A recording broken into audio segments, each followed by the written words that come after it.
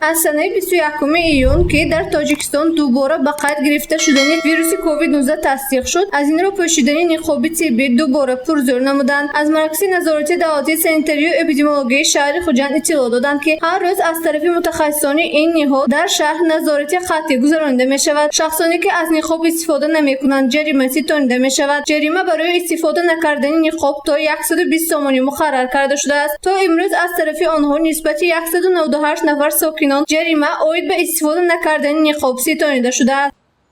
همه روزه از طرف کارمندان، از طرف تمام ساختار، از طرف مرکز تشکل ترسید سالم الکی کارهای فراوانده گذرانده شده ایستاده است. در بین مردم عاید پوشیدن نقاب ریزها گذرانده شده ایستاده است.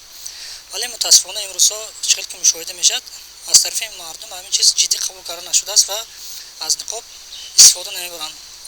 نتیجه ریتهای گذرانده نشان داده ایستاده است که تنها 40-50% مردم در جای جمعیت از نقاب استفاده برده ایستادند که این فایز خیلی پست را در شرایط امروزه نشان میدهد. سبب نپوشیدن نقاب استفاده نکردن آن فکر میکنم که مردم حالا از عاقبت‌های بیماری نه اونقدر بسیار برخوردار هستند. نقاب نیز در مبارزه بر ضد کرونا ویروس مثل واکسینه هست. اگر واکسینه بیماری را تبابت کند، نقاب برای سرایت نیافتن کمک میکند. پوشیدن نقاب نیز یکچند عامل‌های خود را دارد. آن را باید در مدت 2 ساعت استفاده برد. هنگام پوشیدن در جایهای جمعیتی به وی رسیدن ممکن نیست. بعد از پوشیدن آن را حتما باید به قوطی مخصوص پرتافت. اما در کوچه‌ها یکچند حالت‌های مشاهده می‌شود که بعد از استفاده نقاب مردم آن را به زمین می‌پرتند. این حالت برای اوج گرفتن ویروس مساعدت می‌کند. با کسان نزدیک آمدگی برای خودشان حمایت کردن نقاب پوشیدنشان نکرد. فقط نباید که خودشان، اهل عائله‌شان، فرزندای نیوره‌های همسایه‌های خشتبار کسان نگاه داشتن نکرد. ما که احتیاط کنن خودشان نغزه سلامتی خودشان به استفاده بودنشان در کار نقابه ضرور به شرط.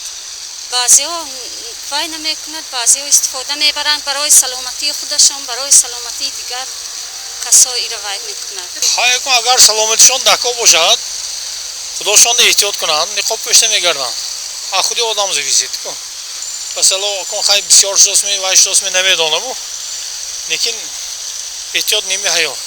نقاب چیزی در کاری از کافه کسال نگاه می‌دارد. هم باید هم نقاب بپوشد. اوزی می‌خرم یک ببک می‌گیرم اوزی. خودمون باید کدنمو دکارتی خیلی احتیاط کدنمو دکار می‌گیریم اوزی می‌خرم. نقاب برای هر یک سلامتی خودش رو باید حفظ کند. خیلی بسیار زارا زوب داره میگم از همین سبب ممکن نپوشنه. اینکه فکری من خیلی برای سلامتی خود ضرور میشورم. احتیاط باشیم همه وقت.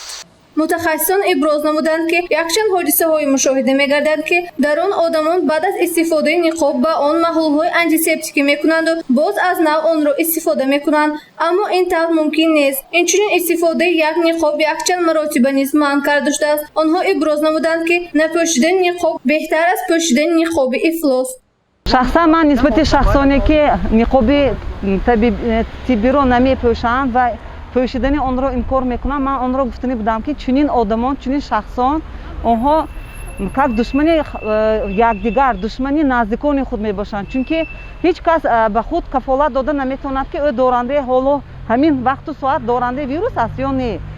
اگر وی نقابش را نپوشد و ویروسی که هنگام نفس کشی به هوای گرد و اطراف پهن میکند، آن ویروس را با مقدار زیاد پهن کرده تمام گرد و اطرافیان، تمام خویش و تباران نزدیکان خود را سرایت میکند. اگر نقابش را پوشد مقدار ویروسی را که جدا میکند نهایت کم میشود و سرایت یابی نزدیکان و شخصانی در نزدیک نشستگان نهایت پست میشود درجه سرایتش بیش. برای همین ما فقط همه را خواهش میکنیم که نقاب طبی را البته پوشند، به نقاب نگردند و شخصانی که خود را از این سرایت احتیاط میکنند آنها هم اگر با یاری نقاب نفس کشند اگر مقدار ویروس هنگام نفس کشی با آنها با مقدار کم میفراید. گفته نمیشه که تماما انکار کرده میشد ویروس، اما به قول طبیبان که ویروس نگروز که پستر میشود، یعنی مقدار ویروس کمتر میفراید و سرایت یابی فایز سرایت یابی پستر میشود. و نسبت شخصانی که نقاب گرفته گشتشان 2 روزه 3 روزه یک ماه هم گرفته میگردند. مثلا ما در مرکز مجبور میکنیم که نقابشان را پوشند، عکسشان نقاب افلاس را گرفته میپوشند و بهتر که و نقاب را نپوشند بهتر و پر با میکروب و ویروس و شدگی پر شدگی و نقاب و گفته با میپوشند بدتر به همون چیز رو با فهم کرده میگنن نه تنها به دیگران و خودشان را هم سرایت میکنند.